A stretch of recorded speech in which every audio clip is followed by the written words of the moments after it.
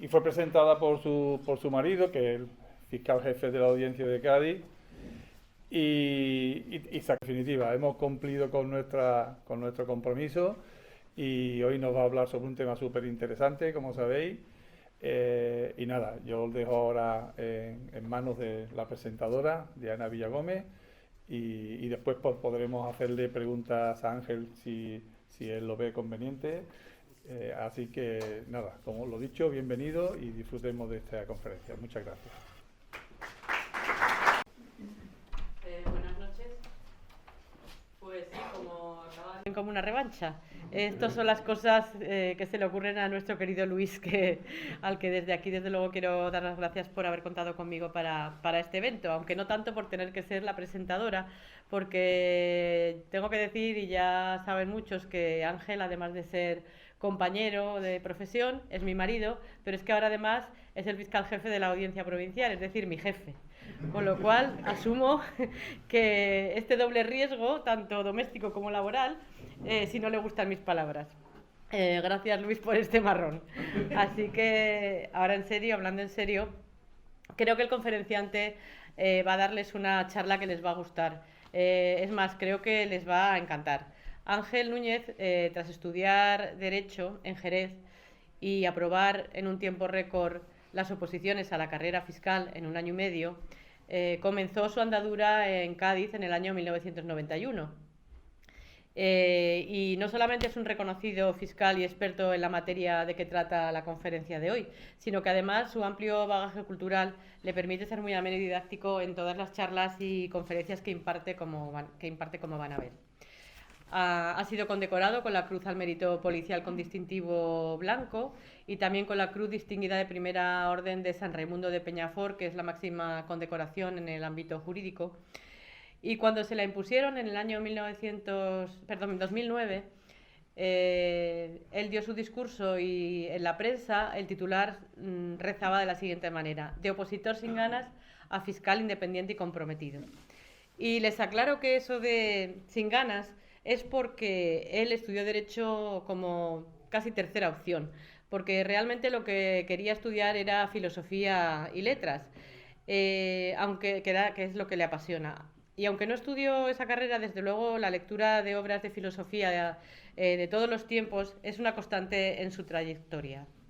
Y no solo la filosofía, la literatura de todo género ocupa un papel principal en su vida, lo que le dota para ser un magnífico orador, como podrán comprobar. Y quizá también por eso su cantante de cabecera es Bob Dylan. Como anécdota les cuento que cuando entregaron a Bob Dylan el Premio Nobel de Literatura, los amigos de Ángel, que conocen su devoción por él, le felicitaban a él, le daban la enhorabuena a él. Pero la filosofía, en su sentido etimológico, como el amor a la sabiduría, es lo que rige su trabajo y su trayectoria. Y ese amor a la sabiduría y el sentido del deber, de las cosas bien hechas, con rigor, de profundizar en todos los asuntos, ha sido el pilar de su carrera como fiscal. Lo que se plasma en los resultados de sus éxitos profesionales y también en el reconocimiento de sus compañeros de trabajo, que fueron los que le animaron precisamente a pedir la jefatura de la Fiscalía porque conocían sus capacidades. Y también el reconocimiento de todas las personas que trabajan en la Administración de Justicia, incluyendo a los propios letrados, aunque algunos lo temen cuando lo tienen enfrente. Y con razón, porque a Ángel no le gusta perder, ni al parchís, y no deja pasar una. En el ámbito del medio ambiente y el patrimonio histórico, que es su especialidad, comenzó como delegado de esa Fiscalía Especial en el año 2009 y también como coordinador de la Red de Fiscales Medioambientales de Andalucía, y fue miembro de la Comisión de Seguimiento de la Ejecución de un convenio de colaboración entre la Fiscalía General del Estado y la Junta de Andalucía de formación de todos los fiscales de medio ambiente en aquella época en Andalucía, llevando a cabo numerosas reuniones en distintos ámbitos naturales y cursos de perfeccionamiento de la materia.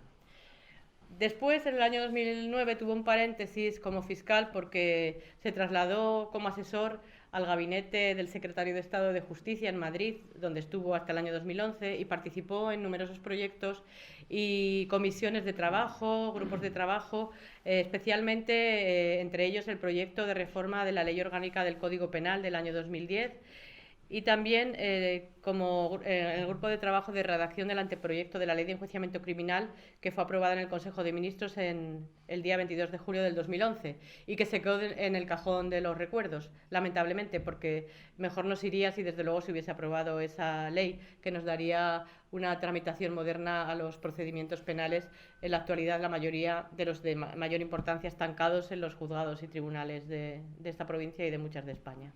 Pero bueno, eso quedó allí y es de lamentar.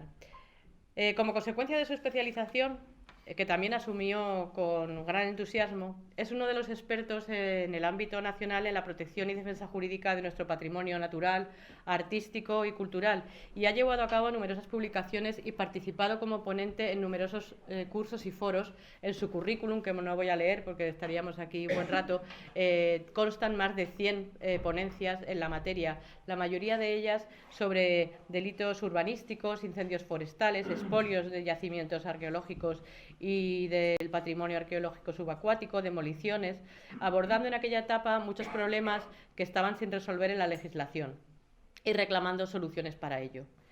Recordarán esa época en la que, aunque todavía sigue existiendo, pero en aquella época de urbanismo salvaje en el territorio de esta provincia, pues él fue uno de los fiscales empeñado en conseguir las condenas por ese tipo de delitos, y además que los jueces acordasen las demoliciones para devolver lo ilegalmente construido a su estado anterior. Y tuvo éxito porque así fue. Consiguió que en las condenas se estableciesen las demoliciones de los edificios, aunque el éxito fue al menos en el papel, porque lamentablemente en la práctica la ejecución por parte de determinadas administraciones no se llega a conseguir. Imagino que muchos lo conocerán de aquella etapa porque su vehemencia en la defensa de estos intereses públicos le llevó a aparecer en muchos medios de comunicación, tanto en prensa como en radio y televisión, y esta es otra de las facetas las que precisamente también destaca, porque en la aparición en los medios de comunicación. Puede que dentro lleve un periodista frustrado también. Ha participado como colaborador en programas de radio y televisión locales en otras dos de sus facetas que le fascinan: el Carnaval de Cádiz y el Cádiz Club de Fútbol.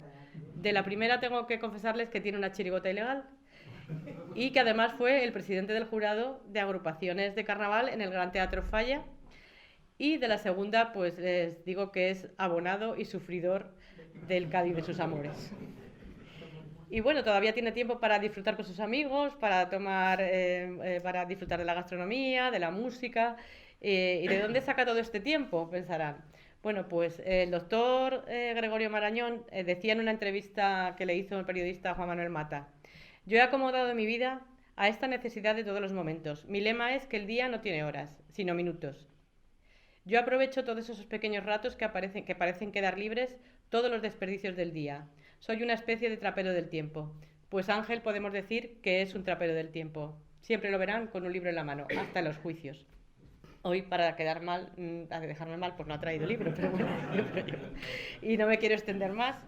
Doy paso a su charla, que creo que nos adentrará en un viaje al pasado, con tesoros, buques hundidos, el Juno, la Galga, historias de cómo llegaron hasta allí, de dónde venían, qué transportaban, de los piratas modernos, una dimensión romántica y aventurera que pocos imaginarían que les podría contar un fiscal.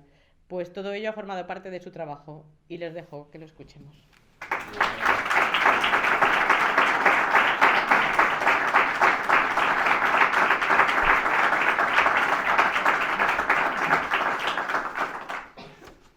muchas gracias, Ana. No hagan mucho caso, las cosas son de otra forma. Tengo que comenzar, aunque un buen amigo mío, magistrado a la atención del oyente, agradeciendo al Círculo de Artesanos y especialmente a Luis García Garrido la invitación para estar hoy aquí. Siempre es un placer venir a Sanlúcar y cuando es una potencia en patrimonio cultural en general, pero especialmente también en patrimonio cultural subacuático.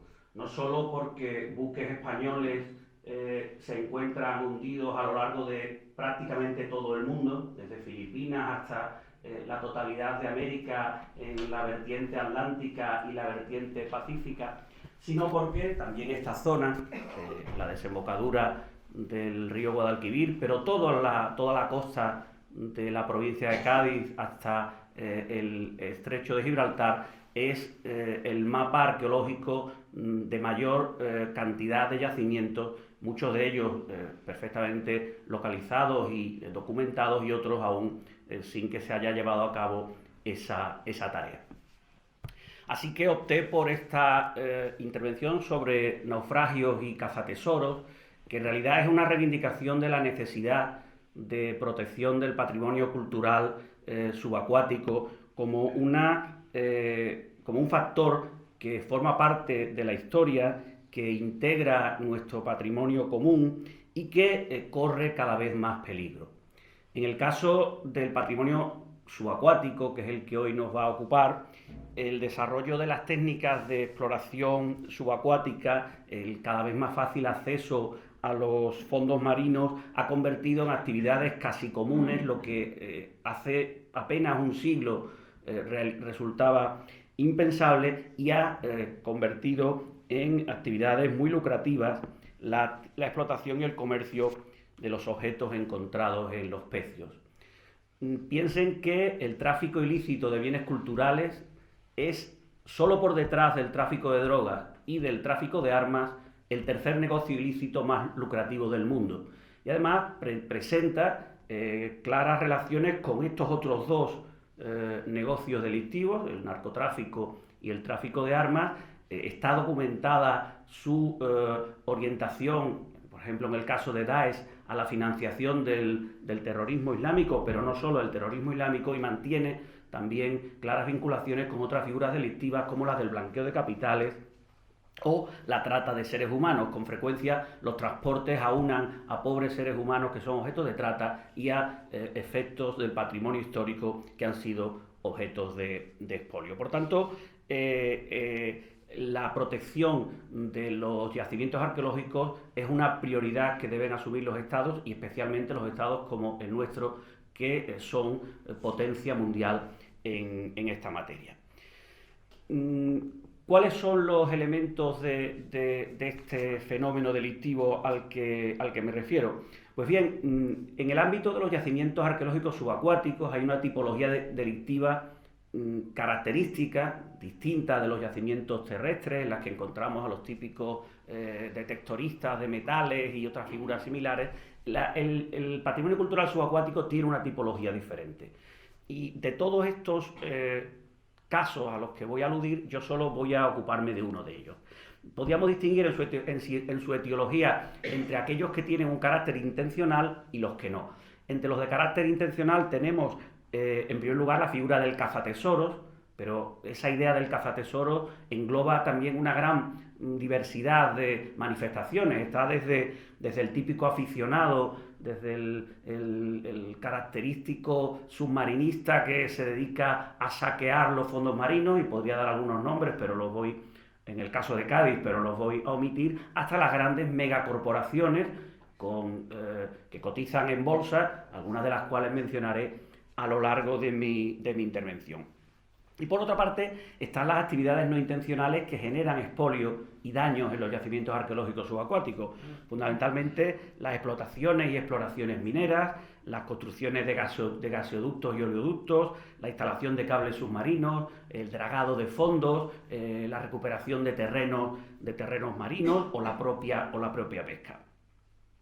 Me voy a referir en mi intervención únicamente al caso de los grandes cazatesoros, esas empresas que bajo un manto de supuesta cientificidad persiguen como objetivo meramente la incautación, la ocupación de efectos arqueológicos para ponerlos a la venta y obtener ganancia económica.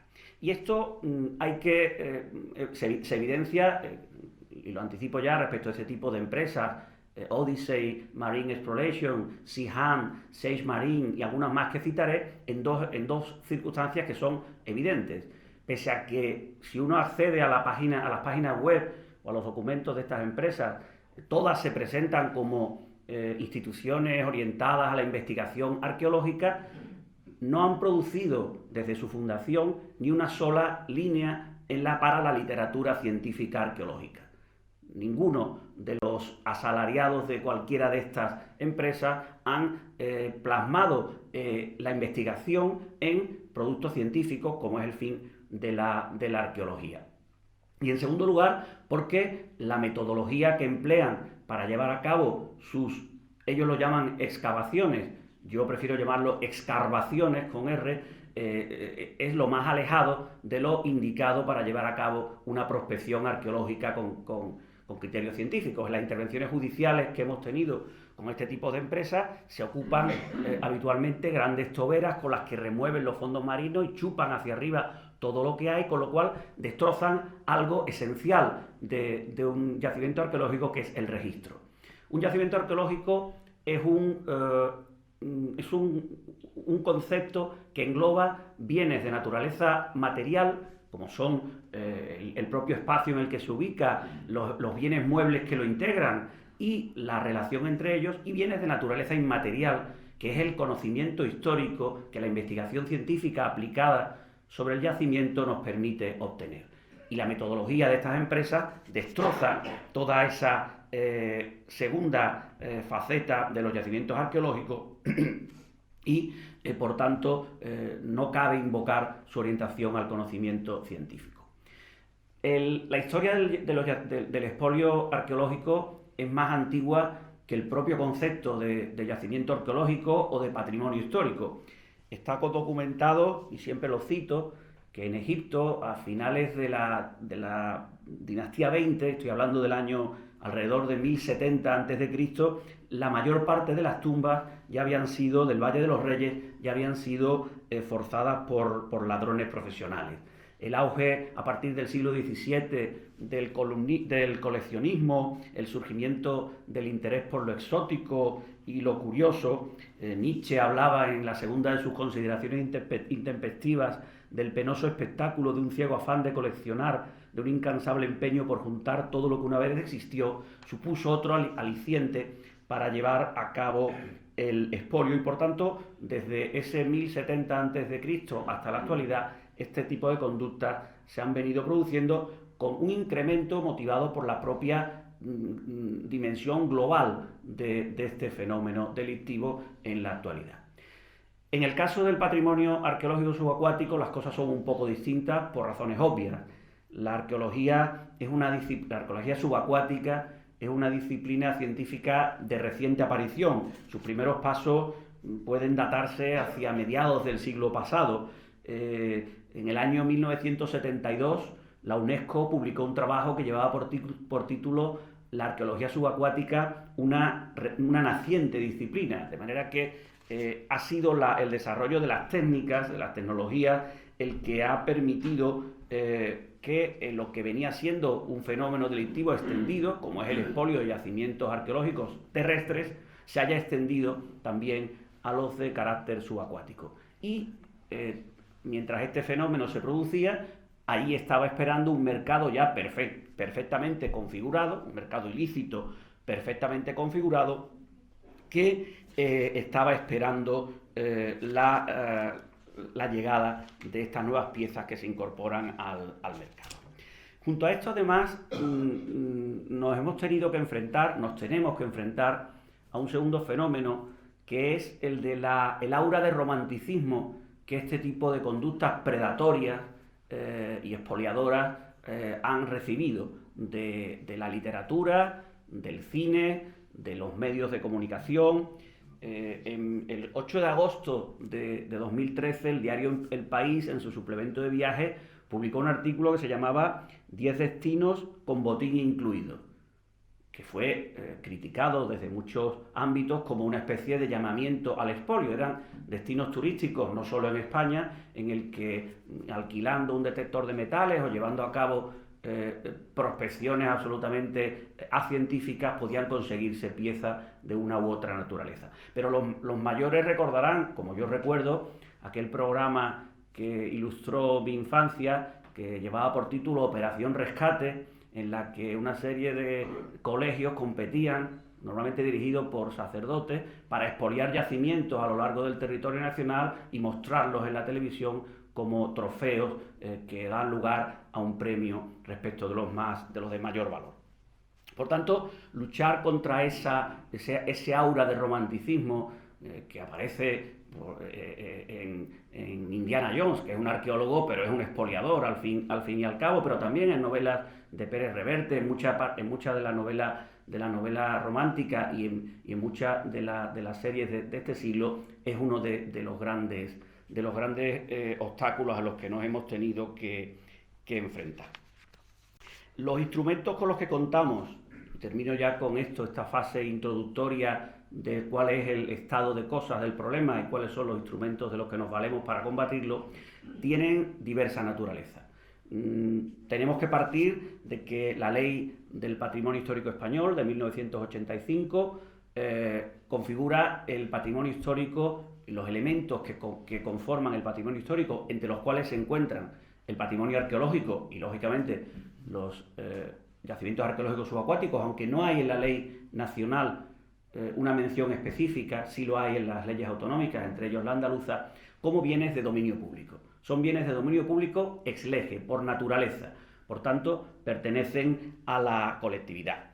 Y esto es una consecuencia, en buena medida, de la proclamación que hace el artículo 46 de la Constitución en cuanto a la necesidad de que los poderes públicos garanticen la conservación y promuevan el enriquecimiento del patrimonio histórico, cultural y artístico. Por tanto, hay un primer nivel de protección que es de naturaleza administrativa, que dimana de la Constitución y que está configurado por la Ley Estatal de Patrimonio Histórico de 1985 y por una serie de leyes autonómicas, en la mayor parte de las autonomías existen, y aquellas que tienen litoral marítimo suelen contener la ley andaluza, en cuya elaboración tuvimos un cierto papel. La red de fiscales de medio ambiente de Andalucía fue una de las pioneras en reconocer expresamente esa especificidad del patrimonio arqueológico. Los fiscales siempre defendimos que no se puede proteger el patrimonio arqueológico subacuático con los mismos criterios, ni se debe configurar en las leyes de la misma forma que el patrimonio arqueológico terrestre, porque tiene muy distinta naturaleza y las necesidades que demanda son muy distintas. En segundo lugar, está la protección para dar a entender que es el objeto que sufría la conducta, pero la regulación fue terriblemente deficiente. Lo sigue siendo. Cuando en 2010 tuve ocasión de formar parte de la comisión que elaboró